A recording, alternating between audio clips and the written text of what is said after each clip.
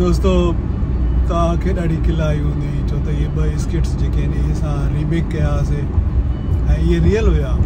इहे उन ड्रामे में रियल हुआ ऐं उन ड्रामे में एतिरा त रियल वाक़िया हुआ जेके मां जेकॾहिं ठाहियां त मूंखे 2-3 कलाक लॻी वेंदा। त मुंहिंजे लाइ वधीक अहम आईनो ड्रामे जी उहा ब्रीफिंग आहे जेका मूंखे तव्हांखे ॾियणी आहे।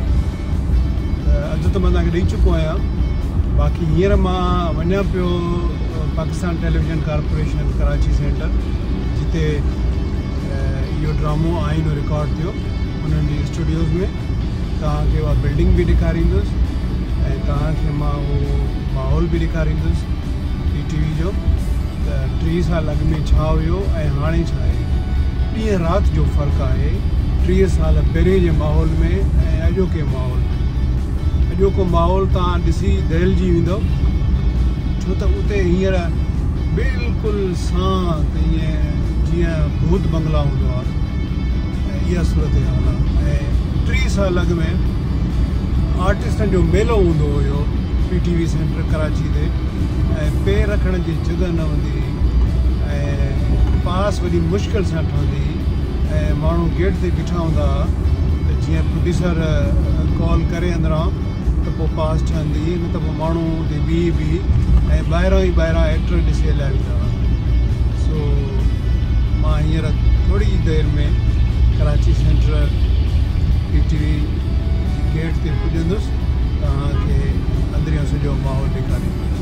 महिरबानी दोस्तों मां हींअर लियाकत नेशनल हॉस्पिटल खे क्रॉस पियो कयां ऐं हिन हॉस्पिटल खे क्रॉस करण खां पोइ PTV कराची जी बिल्डिंग ईंदी।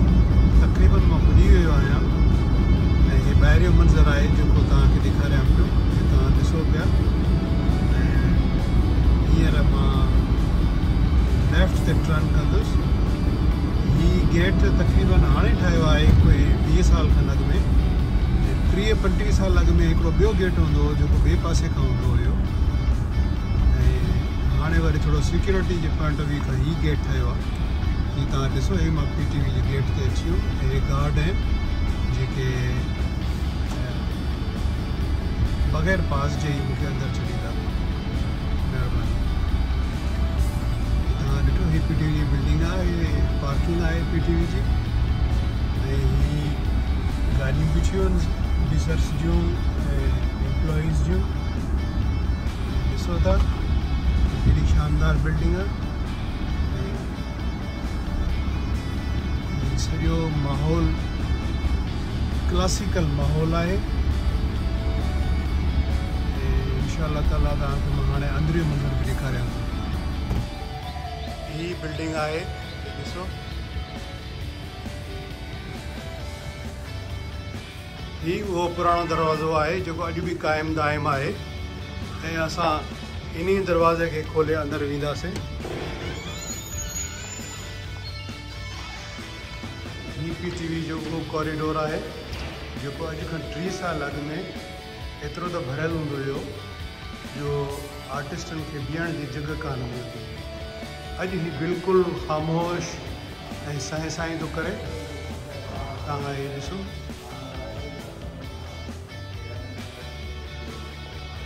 हीअ PTV जो उहो कॉरिडोर जेको तारीख़ी कॉरिडोर आहे ऐं असां हमेशह इन ई कॉरिडोर मां ईंदा वेंदा हुआसीं ऐं हे उहो मंज़र आहे जेको मूंखे ज़िंदगी भर कोन विसरी सघंदो। ऐं असां PTV खे अॼु बि उन्हनि ई लफ़्ज़नि में यादि कंदा आहियूं। हीअ ॾिसो शानदार हिकिड़ी शानदार दोस्तों हीअ स्टूडियो D जे नाले सां आहे। हीअ हिन जो मेन एंट्रेंस आहे ऐं हीअ तव्हां ॾिसो त हीअ केॾो वॾो स्टूडियो आहे। हीअ हींअर बिल्कुलु ख़ाली आहे। ख़ाली जी वजह इहा आहे जो हींअर हिते PTV ते तमामु घटि प्रोग्राम रिकॉर्ड पिया थियनि। को ज़मानो हो जो हिते तक़रीबन हर माहौल जा सेट लॻंदा हुआ ऐं असांजो जेको ड्रामो हुयो आईनो उन जा सेट बि हिते लॻा हुआ ऐं हिते ई उहा यूनिवर्सिटी ठही हुई, हिते ई असांजा हॉस्टल जा कमरा ठहिया हुया ऐं हिते ई यूनिवर्सिटी जा जेके ऑफिस ॾेखारिया विया हुआ वाइस चांसलर जा या जेके डिपार्टमेंट जा चेयरमैन हुआ उन्हनि जा, हीउ सॼो हिते ई सेट लॻा हुया।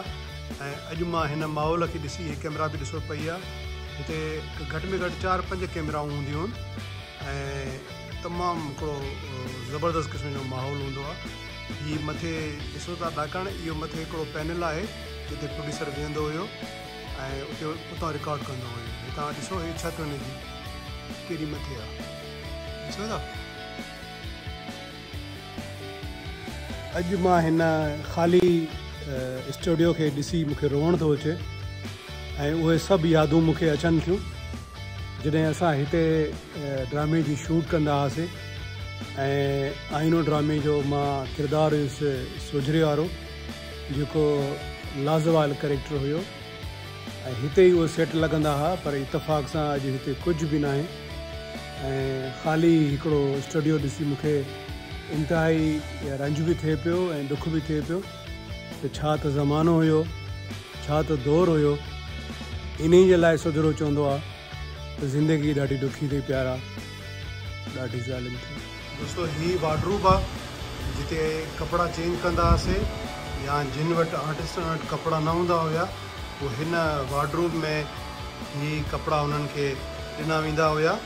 हिते पुलिस जूं वर्दियूं, बादशाहनि जूं वर्दियूं, हे पटका ॾिसो था ऐं हे ॾिसो था मथे,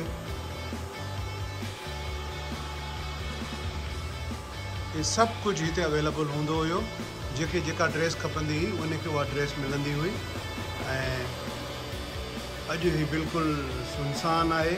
हे ख़वातीन जा कपिड़ा हूंदा हुया, हे तव्हां ॾिसो था। जो मेकअप रूम आहे जिते मेकअप थींदो हुयो, गेटअप थींदो हुयो ऐं हर शइ हिते रिकॉर्ड थींदी हुई। हे ॾिसो था, ही ॾिसो, ही जनरल मैनेजर जे ऑफिस जे ॿाहिरां मां बीठो आहियां ऐं ही जनरल मैनेजर जी ऑफिस आहे ऐं ही PTV जो उहो मंज़र आहे जेको तव्हां यकीनन पहिरियों दफ़ो ॾिठो हूंदो ऐं तव्हांखे ॾाढो सुठो लॻंदो हीउ सॼो माहौल। ही उन्हनि एक्टरनि जूं तस्वीरूं। दोस्तो मां हींअर PTV कराची सेंटर में वेठो आहियां ऐं हीउ जेको साम्हूं तव्हां हमरा ॾिसो पिया, हीउ उन ज़माने में साईं मरहूम मोहम्मद समीर साहिबु जेको प्रोड्यूसर हो आईना ड्रामा सीरियल जो, हीउ उनजो असिस्टेंट हुयो यानी असिस्टेंट प्रोड्यूसर हो, जंहिं इहे 7 क़िस्तूं साईं सां गॾिजी तयारु कयूं हुयूं ऐं उहो ड्रामो 13 क़िस्तुनि जो हो जेको बंदि थी वियो। उनजो डिटेल्स मां तव्हांखे बुधाया, पर हींअर छो त साईं समीर साहिबु जेको आहे हिन दुनिया में न आहे, पर हीउ साईं अञा बि मौजूदु आहे ऐं अॼु साईं जन जनरल मैनेजर आहिनि PTV नेशनल जा। सो साईं वधीक हिन सीरियल जे बाबति तव्हां सभिनी दोस्तनि खे ॿुधाईंदो। जी साईं। 90 जी ॻाल्हि आहे, आई थिंक सो कि अगस्त 90 में आगा रफ़ीक साहब आयो मोहम्मद समीर साहब वटि, अल्लाह सिंह समीर साहब जी मफ़रत करे। उन्हें चई त साईं आउं सिंध यूनिवर्सिटी में छो जो पढ़ायां थो, मूंखे सिंध यूनिवर्सिटी में कामरेड जे किस्सनि जी ख़बर आहे, तंहिं करे आउं हिकिड़ो प्ले लिखियो आहे। बहरहाल उहो आइडिया अप्रूव थियो, पोइ समीर साहब कास्टिंग वग़ैरह कई, हुनमें परफेक्ट कास्टिंग हुई हुनमें। ऐं जॾहिं उहो प्ले शूट थियो त प्ले हलियो त रोडनि रस्तनि ते माण्हू कोन हूंदो आहे सिंधी प्ले खे, यानी नाटकनि खे एॾी मोट मिली माण्हुनि जे तरफ़ां। मूंखे यादि आहे चङी तरह त सभ खां वॾी ॻाल्हि आहे त प्ले जो जेको कमु हो उहो 95% स्टूडियो में थियो।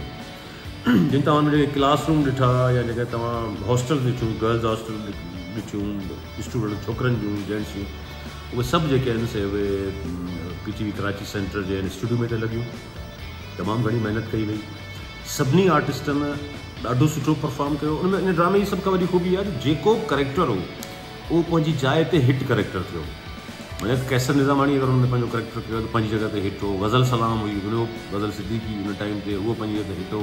आपदा हुई, असलम भुट्टो साहब हो, मोहम्मद अली मीरानी साहब हो, अच्छा ॿिया अकरम शेख हो। इलाही जेके बि आर्टिस्ट हुआ उहे पंहिंजी पंहिंजी जाइ ते एतिरा त सईद वागो मरूम मूंखे यादि थो अचे, अल्लाह सिंह खे जन्नत में जॻह ॾे, हिकिड़े कामरेड जो करेक्टर हुन कयो। मुनीर पठान हिकिड़े बदमाश जो करेक्टर हुन कयो। ऐं मुनीर पठान साहब जंहिं महिल हुनखे हिकिड़े बदमाश जो ॾिठी क्लैशन हलाइणी, सो मतिलबु उहो आयो ऐं हुनजी समय साहब चयो आहे त हिते अचिणो आहे त कोई फायर करणा आहिनि, त हुन फायर करण जे लाइ वात मां आवाज़ु करणु शुरू कयो, डड डड डड डड। हुनखे चयो भाउ रोक रोक रोक, इहो आवाज़ु असां साउंड इफेक्ट पाणे हणंदासीं। पर पंहिंजे वक़्त जी हिकिड़ी सदाबार सीरियल हुई जेका अॼु बि पसंदि कई थी वञे, माण्हू ॾिसनि था हुनखे। एक्चुअली छा हूंदो जो इहे सभु आर्टिस्ट, इहे राइटर, इहे डायरेक्टर, कैमरामैन, यानी हिकिड़ो पूरी हिकिड़ी टीम हूंदी जेका कमु कंदी हुई। ऐं PTV हमेशह ईअं कयो आहे, मतिलबु प्राइवेट चैनल में इहो न आहे जो तव्हांखे अचो ऑन स्पॉट स्क्रिप्ट ॾिनो हुजे। स्क्रिप्ट ॾींदा हुआ, बिहेव सेट कयो वेंदो हो। जीअं में मतिलबु असलम भुट्टो साहब जो हिकिड़ो टिपिकल करेक्टर हो, सोजरो, यानी हिकिड़ो ख़ब्तुल हवास शख़्स जेको सो हींअर छा कंदी हूंदी त वरी जवाबु ॾींदो त हींअर तव्हां कंदी हूंदी। त इहे सभु शयूं जेके आहिनि न, इहे हिकिड़ी प्रिपरेशन हुई। मतिलबु कुझु शयूं अहिड़ियूं हूंदियूं जेके स्क्रिप्ट में कोन हूंदियूं पर वेही ठाहियूं वेंदियूं हुयूं। सीन खे रेडी कयो, हिकिड़े हिकिड़े सीन जी तयारी में जेको कलाकनि जा कलाक लॻंदा हुआ। हीअ सुठी सीरियल हुई, पर विच में बदकिस्मती सां उनखे कुझु सियासी सिचुएशन अहिड़ी अची वई जो कमरेडनि जे तरफ़ां, त उनखे बंदि करिणो पियो। पर अॼु बि तव्हां ॾिसो था यूट्यूब ते उहा सीरियल आहे, पसंदि कई वञे थी ऐं अलाह कंदो त अॻिते बि ईअं ई कमु थींदो। इहे आर्टिस्ट अञा आहिनि असां में ऐं सुठो कमु थींदो इनशाअल्लाह।